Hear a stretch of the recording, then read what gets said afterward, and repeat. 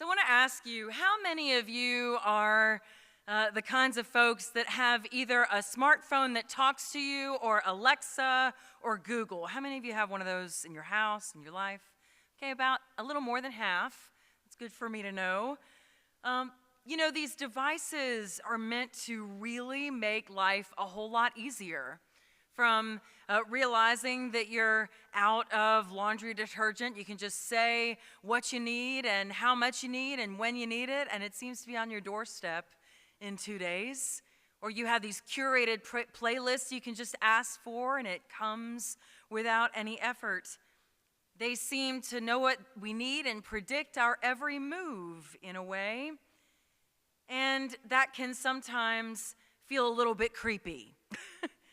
Come on, I'm serious. If you really think about it, we take it for granted, but we have these machines that listen to every single word we say. It's like 1984, Big Brother coming, and we don't even really think about it.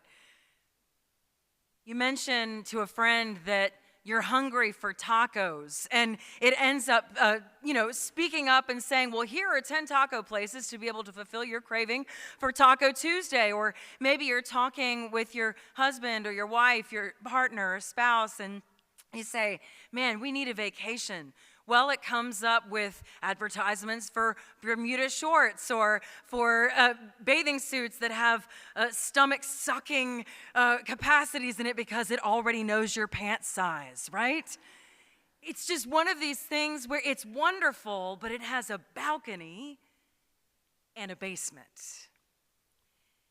And so, in its amazing and maddening forms, it's like it's eavesdropping, waiting to pounce on every single moment. And we laugh and we joke about this technology and how it seems to know us so well and is with us all the time.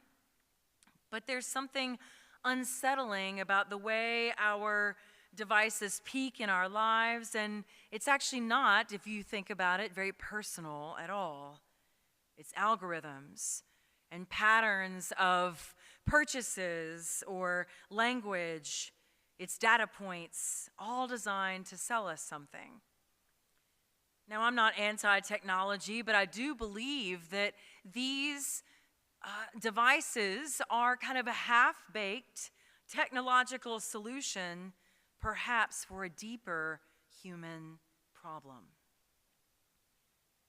There are words written by one of my favorite poets. You may have heard me speak of him before, David Whyte. And he has a little book of meditations called Consolations. And in it, he reflects on the experience of loneliness and says this: to find ourselves alone or to be left alone is an ever-present, fearful, and abiding human potentiality, of which we are often unconsciously and deeply afraid. Always lurking inside the human heart, he's saying it's a hidden and a persistent fear. A fear of being alone or being left alone. He's not talking about the kind of alone that we sometimes need, like I just need a little space away to think or a little time alone to myself from the chaos of life. He's talking about the kind of alone that feels isolating, abandoning, and forgetting of us and our needs. It's the kind of alone that makes solitary confinement one of the most physiologically and psychologically debilitating forms of incarceration. Think about it.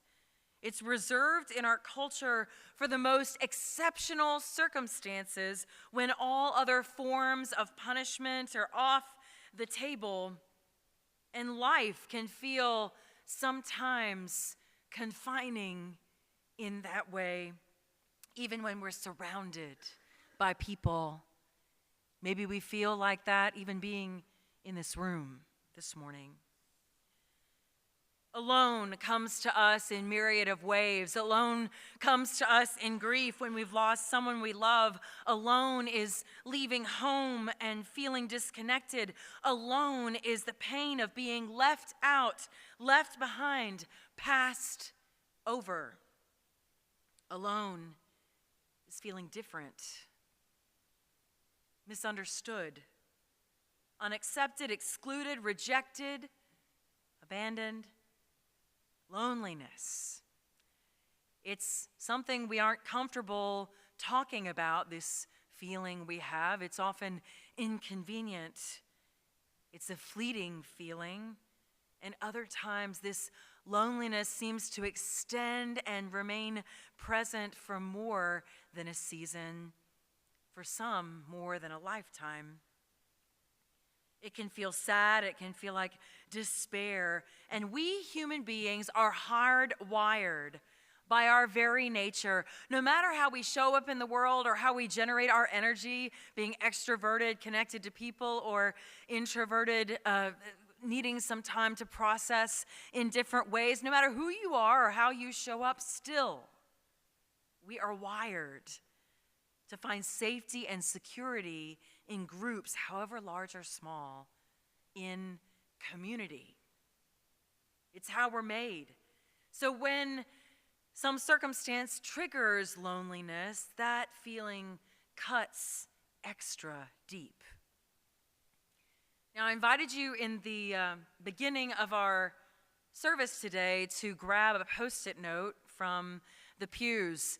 Some may have had that kind of gloss over their heads, which is fine. But if you want to participate now, I want to invite you to take one, pass it down, and take this Post-it note and be ready to write on it.